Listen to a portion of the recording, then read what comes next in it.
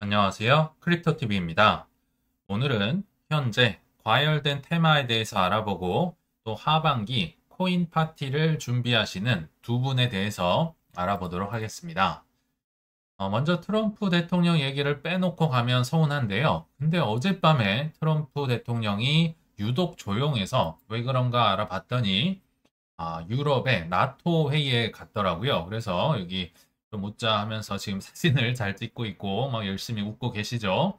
근데 가서 엄청난 성과를 거둔 것 같습니다. 일단 트럼프에게 밉보이면 안 되는 시기입니다. 지금 유럽 관세다 뭐다 많이 걸려있기 때문에 유럽에서 휴전을 이끌어낸 리더십의 경의를 표한다. 뭐 환대를 해주고 막 박수를 치고 난리가 났다고 해요. 그리고 여기 나토 회의에서 또 트럼프가 GDP의 5%를 국방비로 써라. 니네들도 돈 많이 써라 하면서 여기에 이제 대부분 동의를 했다고 해요. 이것도 이제 트럼프 입장에서 보면 성과일 수도 있겠고 또 영국에서는 뭐 무슨 전투기를 뭐 열 몇 대를 사줬다고 하고 뭐 꽤나 또 괜찮은 성과를 거두고 온 것 같습니다. 트럼프 입장에서는요. 그러나 딱 한 나라 스페인에서만 5% 이거 나 안 하겠다 뭐 이렇게 좀 땡깡을 놨다고 하니까 트럼프가 바로 스페인 니네 관세 2배 때릴 거야 하면서 굉장히 심기가 스페인에게는 불편했다. 뭐 요 정도가 이제 트럼프 관련 이슈였고요. 어제 뭐 굳이 한 말을 하나만 찾아보자면 예전에 연장선상이긴 한데요. 차기 연준 의장을 조기 지명을 하겠다. 왜냐면 뭐 금리 인하를 자꾸 안 하니까 영향력을 약화시키기 위해서 제롬 파월 후임을 뭐 3명에서 4명 정도 생각을 하고 있다. 뭐 요 정도만 있었던 것 같습니다. 아는 내용이니까 이제 바로 본론으로 넘어가 볼 텐데요. 우리가 다 알고 있습니다. 과열 테마가 뭘까요? 지금 뭐 전 세계 언론이 뭐 열광하고 있는 바로 스테이블 코인 관련된 건데요. 제가 이걸 왜 과열이라고 하고 더 나아가서는 만약에 이런 관련주를 갖고 있다면 저는 이제 매도 시점이 점점 오고 있지 않나 생각이 들거든요. 그 이유는 이렇습니다. 누군가 친절하게 여러 군데에서 상승의 이유를 알려준다면 뭐다? 저는 매도 시점이 가깝다라고 생각을 합니다. 비록 뭐 사이클 정점이 아니긴 하지만요. 왜냐하면 얘만 오르고 있잖아요. 다른 건 안 가는데. 자, 서클 주가가 860%나 올랐다. 뭐 전 세계 투자자들이 지금 다 알고 있는 내용이죠. 그리고 사실 왜 올랐는지도 다 알고 있습니다. 뭐 지니어스 법이 뭔지, 국채를 얼마나 사줄 것인지. 그러니까 이유는 그냥 넘어가도록 할게요. 그러면서 뭐 스테이블 코인의 글로벌 시가총액이 뭐 지금 뭐 우주를 뚫고 올라가고 있다. 뭐 한국은행에서도 자료를 만들고요. 뭐 여러 메이저 뭐 경제신문에서 계속 보도가 나오고 있습니다. 자, 이게 미국에만 국한된 게 아니라 아마 각 나라에서도 벌어지고 있는 일일 텐데, 자, 그럼 스테이블 코인 묻은 다른 주식 뭐가 있어? 뭐가 그 다음 수혜주야라고 하면서 한국에서도 불장의 돈이 복사가 된다. 벌써 3배를 꿀꺽 드셨다고 해요. 아마 카카오페이 얘기인 것 같고요. 한 번 과열돼서 정지가 됐는데 또 한 번 과열돼서 또 정지가 된 것 같습니다. 그리고 뭐 이 정말 뜨거운 테마임을 알 수 있는 게 뭐 여기가 어딘지 모르겠는데요. CTT 리서치라는 곳에서 더즌이라는 그 핀테크 한국 핀테크 기업이 있거든요. 자, 스테이블 코인을 카카오페이가 발행을 한다면 직수혜가 예상된다. 아직 카카오페이를 못 산 사람은 요거를 사세요. 홍보가 나오고 있죠. 그리고 네이버 페이 당연히 가만히 있으면 안 되겠죠. 스테이블 코인 나도 찍을 거야. 내가 리딩 할 거야. 그리고 AI도 선도를 할 거야. 라고 하면서 급기야 이제 IPO 시점까지 고민을 하고 있다. 자, 이 정도면 누가 봐도 과열이 됐구나를 좀 알 수 있지 않을까 생각이 들거든요. 자, 근데 여기에서 주목할 점이 있습니다. 지니어스 법이 나오기 전입니다. 지금은 나오기 후가 아니라 기대감. 그리고 원화 스테이블 코인이 발행되기 전의 기대감 때문에 뭐 카카오든 네이버든 뭐 더준이든 온갖 것들이 기대감이 나오고 있다. 자, 반대로 지니어스 법이 확실하게 통과가 되고 원화 스테이블 코인이 확실하게 발행이 나온 후에는 글쎄요, 뭐 서클이든 카카오든 지금보다는 재미가 없지 않을까 개인적으로 생각이 듭니다. 어, 제가 과거에 종종 말씀을 드렸는데요. 사이클 탑이 오지 않더라도 매도하는 기준이 있다. 뭐 여러 가지가 있지만 누가 자꾸 친절하게 상승 이유를 알려주는데 거기에다가 나 혼자만 크게 오름, 다른 건 안 오르는데요. 뭐 서클 관련 주식만 지금 꽤나 많이 오르고 있잖아요. 이러면 저는 팔 준비를 실제로 그래서 하고 있고 분할 매도를 준비하고 있습니다. 그게 뭡니까?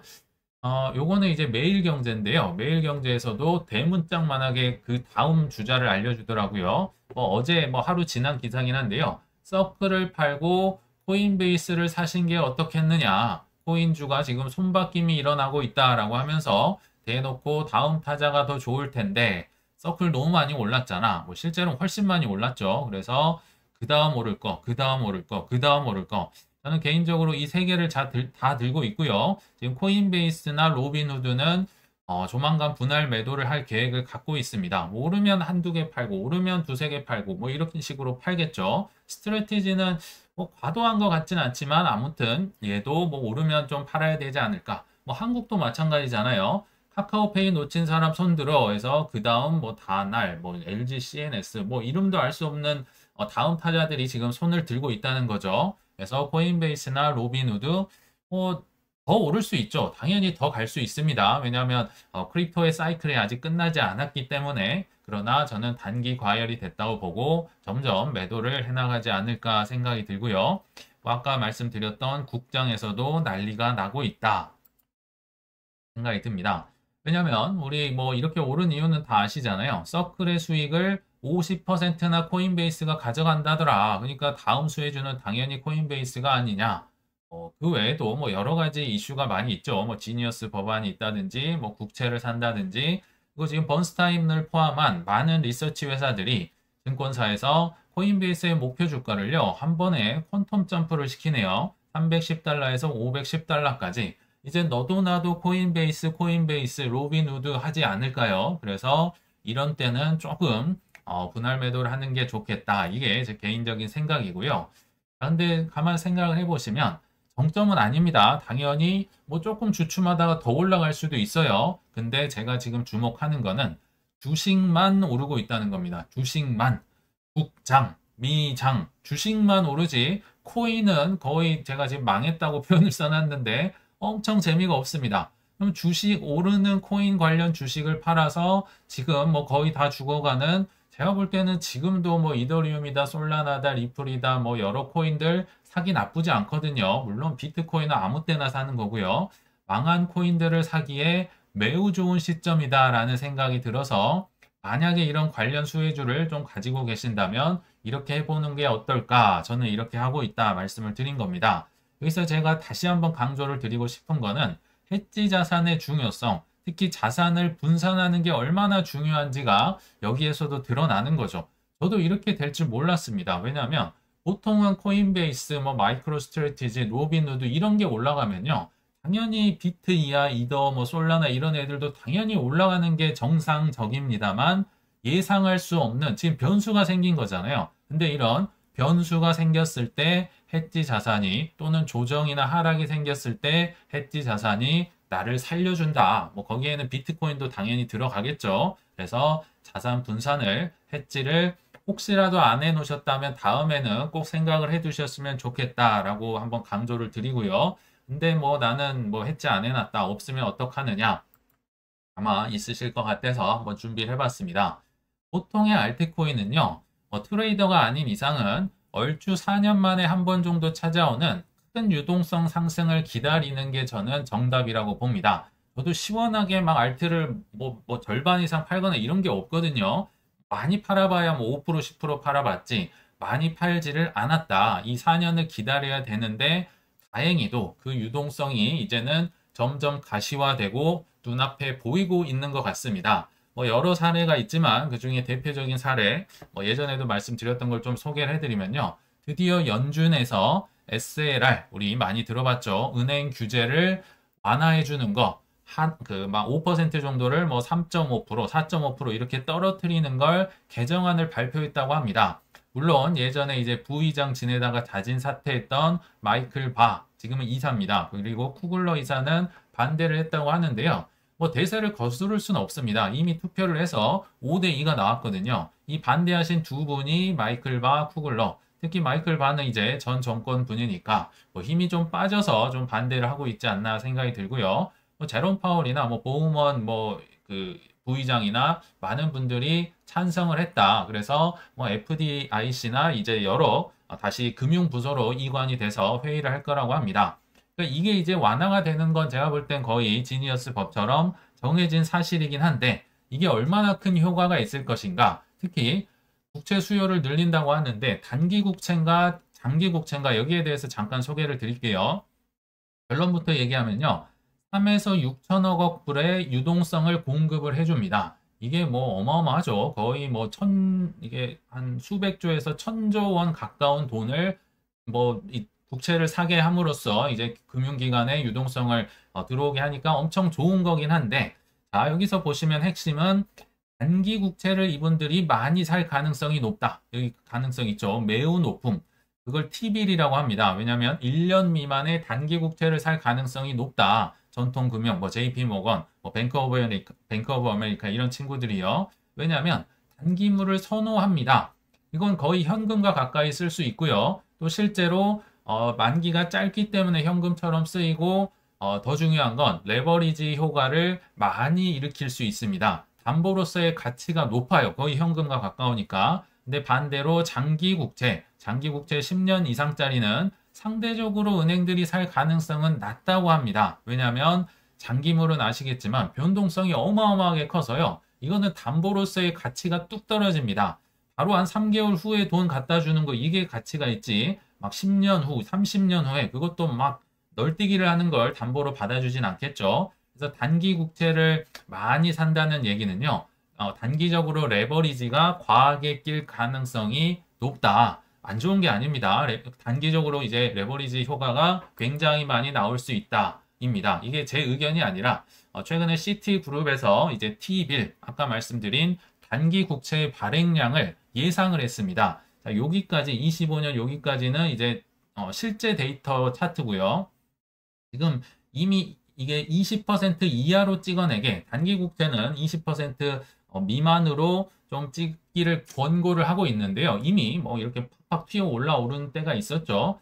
지금도 뭐 20% 약간 넘는 걸로 알고 있는데, 자, 25년 이후에 단기 국채의 발행량을 보니까요. 뭐 치솟고 있죠. 이게 20%를 훨씬 넘어서 한 27%까지 올라가는 것 같습니다. 물론 예상이긴 한데 왜 이렇게 찍어댈까? 특히나 스컵베센트가 연초에 이 국채 발행 계획을 발행할 때 얘기를 할 때 뭐 작년과 비슷하게 갈 것이다 얘기를 했는데 다른 사람들 뭐 전문가들은 그렇게 예상을 안 한다는 거죠. 그 이유가 지니어스법 통과되면 뭐 단기 국채 수요 엄청 늘어날 거잖아. 그리고 SLR 규제 완화가 돼도 단기 국채 엄청 사라는 이건 사인이잖아. 그래서 이 시티그룹에서는 단기 국채를 27%까지 올라가는 걸로, 즉 레버리지가 지금 뒤로 갈수록 쭉쭉쭉 올라간다. 레버리지 담보로 많이 받아준다고 말씀드렸죠. 이런 효과를 거둘 수 있다라고 하는데, 그래도 뭐 불안하실 수 있는 분들이 장기 국채는 어떻게 하느냐, 얘도 중요하지 않느냐? 물론 중요합니다. 그래서 장기 국채는요, 기업이나 은행이 아니라 정부가 직접 관리한다. 참고로 말씀을 드립니다. 보시면요, 지니어스 법안도 뭐 전통금융이든 뭐 빅테크든 이런 친구들이 지금 스테이블 코인 발행하면서 국채를 사라라는 거고요. SLR도 뭐 은행들 얘기잖아요. 근데 장기채는 은행이나 기업들, 기관들보다는 정부, 즉 연준이나 재무부, 제롬 파월이나 스캇 베센트가 직접 정책을 통해서 수요를 조절을 합니다. 예를 들면 예전에 양적 긴축을 했었죠. 이게 국채를 이제 좀 안 산다는 거죠. 그러다가 지금은 양적 긴축을 축소하는 단계, 아주 꼬투리만 남겨두고 지금도 뭐 양적 긴축의 단계에 있는데 아마 뭐 7월 FOMC 회의나 뭐 이런 쪽에 와서는 조금 이게 줄어들지 않을까, 이게 거의 사라지지 않을까 생각이 들거든요. 그 다음 단계는 예전에 팬데믹 때 우리가 봤었던 양적 완화, 즉 국채를 사고 팔고 하면서 특히나 이제 최근 들어서는 매입을 이제 할 뭐 가능성이 높아질 것이고 여러 가지 뭐 금리라든지 정책을 통해서 10년물 이상의 이 수요를 잡는다. 근데 그래도 안 잡히면 어떡할 것이냐? 더 장기채 팔고 싶다. 우리 예전에 배웠었죠. 스티븐 미란의 보고서를 보면 해외 국가들에게 관세를 무기로 트럼프의 마러라고 리조트라고 있잖아요. 여기로 한 명씩 불러와서 너 여기 도장 찍어. 그러면 관세 좀 깎아줄 테니까 국채 좀 많이 사라. 뭐 100년물 뭐 장기 국채 얘기까지도 나왔었잖아요. 그래서 장기채 걱정은 그냥 스콧 베센트에게 혹은 제롬 파월이나 그 후임에게 맡기면 좋다. 근데 그 두 분도 뭐 다 지금 SLR 규제라든지 적극적으로 동의를 하고 있기 때문에 크게 걱정을 안 하셔도 된다. 단기채든 장기채든 물이 들어오고 있다. 요거를 한번 참고로 말씀을 드려봤습니다. 그래도 참 재미가 없긴 하죠. 뭐 저도 뭐 알트코인도 많이 있기 때문에 재미는 없습니다. 그러나 대부분의 눈으로 볼 때는 재미가 없지만 이거를 노리고 있는 하이에나들이 저는 계속 달려오고 있다라는 생각이 들거든요. 왜냐하면 하반기로 갈수록 기준금리 인하되겠죠. 지금 7월이냐 9월이냐인데 뭐 9월은 제롬 파월이 주장하는 거, 7월은 뭐 보우만이나 뭐 여러 가지 월러 이사나 이런 2인자들이 주장하는 거. 아무튼 둘 중에 하나는 되지 않을까 생각이 들고요. 또 QT 중단 7월 FOMC 회의 때는 나올 가능성이 높다고 생각합니다.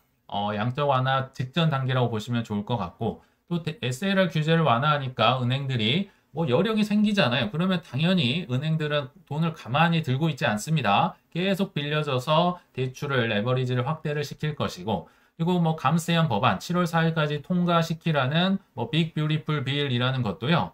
알고 보면 이거는 감세안이라기보다는 그러니까 법인세를 깎아준다가 아닙니다. 이거는 사실 예전에 그 퍼센티지 그대로 연장하는 거고요. 그것보다는 기업들에게 많은 소득공제, 세액공제 뭐 이런 걸 시켜줌으로써 기업들에게 좀 투자를 더 해라. 뭐 AI든 데이터 센터든 뭐 반도체든 아무튼 돈 될 만한 것들에 투자를 더 해라 라고 GDP를 늘리는 효과가 있다고 보시면 되고요. 그리고 전략 비축 잊으시면 안 됩니다. 트럼프가 아직은 본인이 비축을 하지 않아서인지 뭐 국가적인 전략적 비축이 아직은 안 나오고 있다. 뭐 각각의 주 차원에서 뭐 텍사스다 뭐 어디다 와이오밍이다 이런 주 차원에서만 나오고 있다. 이 상황을 보면 코인 가격은 재미없지만 지금 뭐 굉장히 많이 날아들고 있고 하이에나들이 몰려들고 있다. 뭐 어제 영상에서도 많은 기관들이 뭐 비트 산다, 이더 산다, 솔라나 산다, 뭐 하이퍼 리퀴드 산다, 비텐서 산다, 리플 산다 많이 말씀을 드렸는데요. 오늘은 조금 의미 있는 또 분들이 계셔서 한번 이분 하나만 소개를 해드리도록 하겠습니다. 자, 테더의 공동 창립자와 전 블랙스턴 간부 이 두 분이 10억 달러 규모의 암호화폐 리저브 펀드를 조성하겠다. 또 1.3조 원 정도 되네요. 이거 10억 달러가 유행인 것 같은데 이 두 분이 스펙 회사, 특수 목적 회사를 만들어서 돈을 모집해서 비트코인, 이더리움, 솔라나 등 다양한 코인을 사려고 한다. 뭐 그냥 쓱 보고 넘어가실 수 있겠지만 이 두 분이 누군지부터 제가 한번 알아보겠습니다. 자, 이 두 분, 테더 공동 창립자라는 분은 예전에 뭐 한 1, 2년 전 영상에서 소개를 해드렸던 브록 피어스라는 디즈니 영화에서도 나왔던 그 아역 배우입니다. 그리고 2013년도에 테더라는 회사를 만든 공동 창립자이기도 합니다. 뭐 2020년도엔 대선에도 나왔다고 하는데요. 제가 볼 땐 굉장히 똑똑한 얼리 어답터입니다. 왜냐하면 USDT라는 개념 자체를 만들었거든요. 지금은 USDT나 스테이블 코인이 뭔지 정말 모든 사람이 알고 있는데요. 2013년도에 이 개념을 만들었다는 게 저는 천재인 것 같아요. 왜냐면 한국 같으면 원화로 그냥 비트코인 사면 되잖아요. 이분이 나오기 전에는 뭐 거래소가 있긴 했는데 전 세계 거래소에서도 그냥 달러나 유로화나 이런 걸로 비트코인이든 이더리움을 샀다고 해요. 근데 이분이 바로 화폐의 주조건, 시너리지 효과를 만들 수 있는 내가 중간에 뭔가를 만들어서 화폐 주조건을 갖겠다. 굉장히 참신한 발상입니다. 지금은 뭐 모두가 알고 있는 거지만요. 그래서 이런 천재가 한 분이 2013년에 만든 분이 계시고 또 한 분은 친추라고 해서 뭐 베트남계 사람인데요. 블랙스톤에서도 20년 이상 일하고 M&A만 거의 500억 달러 이상을 하는 딜메이커 전문가라고 합니다. 특히 스펙의 전문가입니다. 스펙이요. 스페셜 퍼포스 그리고 이게 애퀴지션 컴퍼니라고 해서요. 쉽게 말하면 빈 껍데기 같은 회사를 만듭니다. 아무 영양가도 없는 회사인데요. 자, 이 회사를 나중에 합병을 시키고 기업의 상장을 시켜서 즉 가치를 높여서 이제 많은 사람들에게 파는 이거 쉽게 얘기하면 하이에나입니다. 기회를 노리는 전문가인데 이분이 바로 스펙 전문가라는 거죠. 그래서 정리를 해보면 화폐를 만들어낸 천재 같은 분과 지금 기업 상장을 노린 하이에나가 정말 큰 기회를 포착하고 두 손을 잡고 지금 10억 달러 규모의 코인 리저브 전략 비축을 하겠다고 해서 나중에 요거를 이제 상장을 시켜서 대박을 터뜨리려는 지금 기회를 포착했다는 겁니다. 비트이도 솔라나 재미없는데 요거를 지금 잔뜩 사가지고 상장을 하고 나중에 코인 가격이 오르면 뭐 스트레티지나 뭐 서클이나 코인베이스처럼 꽤나 많이 돈을 벌겠구나 하고 뛰어들고 있다는 겁니다. 그래서 재미없지만